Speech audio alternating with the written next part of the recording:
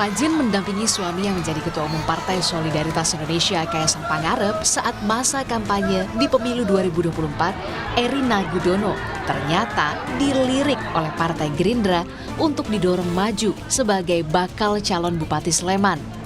Tentu bukan tanpa alasan, nama Erina dipertimbangkan masuk ke dalam radar Gerindra. Menurut Wakil Ketua Umum Partai Gerindra Habibur Rahman, sosok Erina yang masih muda, terlebih karena keluarganya turut berjuang memenangkan pasangan Prabowo Gibran di Sleman, Yogyakarta. Usulan tersebut salah satunya mungkin karena memang keluarga beliau ikut all out ya, berjuang memenangkan Prabowo Gibran di Sleman, juga mungkin karena memang seorang tokoh juga yang dikenal masyarakat, apalagi perempuan ya. Saat ini memang jarang pemimpin perempuan, dan ketika ada pemimpin perempuan mendapat atensi yang lebih dari masyarakat. Intinya hal-hal tersebut akan dinilai nanti dan akan diputus oleh Pak Prabowo.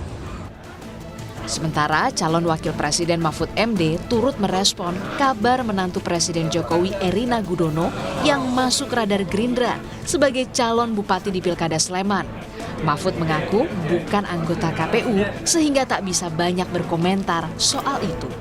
Mantu Jokowi akan maju Bupati Sleman, Pak. Tanggapannya, Pak, sebagai warga Sleman sekarang dua-duanya, Pak. Saya bukan KPU, jadi tidak tahu saya mau tidak. Sejak menikah pada bulan Desember 2022 yang lalu dengan putra bungsu Presiden Jokowi, popularitas perempuan kelahiran Pennsylvania, Amerika Serikat ini terus naik. Peneliti SMRC Saidiman Ahmad pun menyebut ini jadi awal yang baik jika Erina mau serius berkiprah di dunia politik sebagai calon Bupati Sleman. Kalau kita lihat nama-nama yang dimunculkan oleh Gerindra kan mungkin tidak ada yang sepopuler Erina sekarang ini ya sebagai sosok pendamping Kaisang Pangarep. Jadi popularitas ini sangat penting. Kan biasanya di dalam pemilihan kepala daerah, pemilihan anggota legislatif, bahkan pemilihan presiden, modal pertama yang harus dimiliki oleh seorang kandidat adalah popularitas. Kalau dikenal saja tidak, bagaimana orang kemudian bisa memberikan penilaian sampai kepada pemilihan. Jadi modal popularitas ini adalah modal yang paling pertama. Di Sleman ini Gerindra kan tidak bisa mengusung sendiri calon bupati, masih butuh sekitar 4 kursi tambahan dari 6 kursi yang sekarang diduduki oleh Gerindra di sana. Karena itu butuh kekuatan politik di luar Gerindra. Kiprah keluarga Jokowi di dunia politik bukanlah hal baru. Sebelumnya, Jokowi mengawali karir sebagai wali kota Solo, gubernur DKI Jakarta, dan Presiden Republik Indonesia. Sementara, putra sulungnya, Gibran yang maju sebagai cawapres di pemilu 2024 setelah menjabat sebagai wali kota Solo, disusul sang menantu, Bobi Nasution, yang kini mencoba peruntungan maju di Pilgub Sumatera Utara setelah menjadi wali kota Medan. Dan yang terakhir, Kaisang Pangarep, Ketua Umum Partai Solidaritas Indonesia yang mulai diperbincangkan di Pilkada Solo. Lalu benarkah Erina Gudono akan menyusul seperti keluarga Jokowi yang sudah lebih dulu berkecimpung di dunia perpolitikan Indonesia? Tim Liputan, Kompas TV. Menantu Jokowi Erina Gudono dilirik Partai Gerindra dalam radar calon bupati di Pilkada Sleman. Apakah Erina akan menyambut serius tawaran ini? Dan jika serius, seberapa besar peluangnya? Kita bahas bersama dengan pengamat politik Universitas Gadjah Mada, Mas Nyarwi Ahmad. Mas Nyarwi, selamat sore. Mas, ini kan bukan pertama kali sebenarnya keluarga Jokowi dilirik oleh partai politik untuk di Pilkada. Tapi kalau Mas Nyarwi melihatnya, sebenarnya ini adalah bentuk kegenitan partai politik, kegagalan kaderisasi, atau ekspansi dari dinasti politik Jokowi? Ya, kalau saya ditanya dengan 3 opsi itu, jawaban saya bisa 3-tiganya. Itu jawaban yang mungkin kalau di ujian bisa salah ya, Cindy. Tapi dalam politik bisa aja benar semua itu. Kalau misalnya dikatakan misalnya itu kegenitan partai, memang kalau dalam lihat tren-tren yang terjadi hari ini ya, termasuk usulan Erina ini kan muncul dari Gerindra tuh. Nah itu wajar. Kenapa? Karena Gerindra itu belum pernah ya memenangkan ya pilkada khususnya untuk Sleman gitu. Dan saya kira Gerindra punya target tentunya dengan memunculkan nama-nama yang populer yang kira-kira punya pengaruh yang nanti sangat kuat atau punya peluang gitu ya untuk bisa bertarung ya dibandingkan kontestan yang lain gitu. Atau paling enggak gitu dengan memunculkan nama misalnya contoh Erina yang populer ini.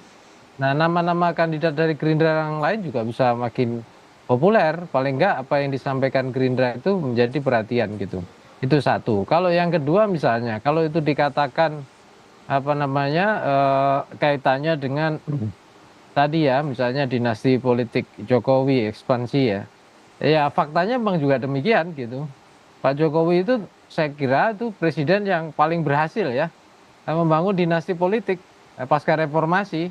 Ya, kita lihat aja kan dari anaknya ya, dari wali kota, kemudian cawapres, menantunya. Nah, ini kalau termasuk nanti, kalau misalnya Mas Kaisang berhasil di Solo, Erina berhasil di Sleman, wah itu luar biasa keberhasilannya, masuk rekor apa ya, mungkin rekor apa Muri ya, dan World Guinness Record juga gitu.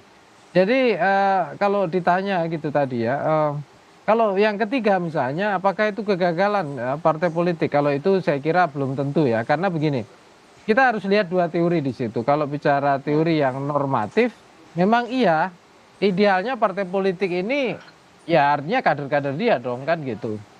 Nah yang terjadi seringkali kan bukan asal ambil tokoh yang populer gitu.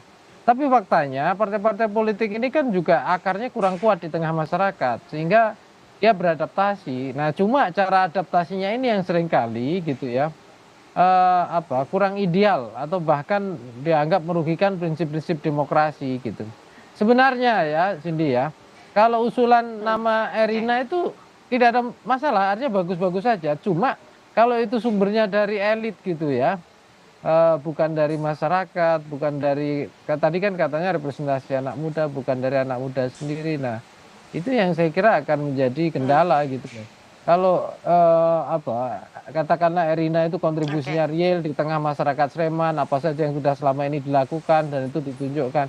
Saya kira tidak ada masalah. Cuma kalau kita tidak tahu rekam jejaknya gitu ya, tidak tahu apa yang juga dilakukan dalam dunia apa istilahnya politik maupun kebijakan publik tiba-tiba masuk. Nah, itu seringkali munculkan pertanyaan. Ya kan gitu, termasuk wah ini jangan-jangan bagian dari memperkuat ya cakar dinasti politik Jokowi di Indonesia, kira-kira itu. Oke, Mas Nyarwi, tapi kalau ngelihat sendiri nih, kalau Mas Nyarwi ngelihatnya sebenarnya Partai Gerindra seserius apa sih mau mencalonkan Erina? Atau ini cuma cek ombak aja sebenarnya? Ya, kalau dikatakan tidak serius ya sepertinya kok tidak masuk akal juga, karena kan Gerindra punya pengalaman ya berkolaborasi dengan Pak Jokowi dan juga keluarga Jokowi untuk menangkan sebuah pemilihan. Contoh yang terakhir yang kita simak gitu ya, itu pemilihan Capres-Cawapres kemarin dengan munculnya Gibran sebagai Cawapres dan itu berhasil gitu. Nah, kalau kita simak keseriusan tentu saja kita harus cek ya. Gerindra saya kira punya mekanisme di organisasi kepartian sendiri. Tetapi kan kita lihat ya, tradisi Partai Gerindra ini kan tradisi komando. Kalau di kan di Indonesia ada beberapa partai yang tipenya itu partai komando. Jadi kalau foundernya atau ketua umumnya itu kingmakernya sudah memutuskan, ya kira-kira bisa dilakukan keputusan itu bisa dijalankan secara efektif. Jadi kalau misalnya pimpinan Gerindra bisa memutuskan, saya kira juga bukan tidak mungkin itu dilakukan secara serius. Tetapi tentu setiap partai politik itu pengen ya dalam pertarungan itu tentu bisa menguji kemampuannya secara fair, bahkan memenangkan pertarungan itu sendiri gitu.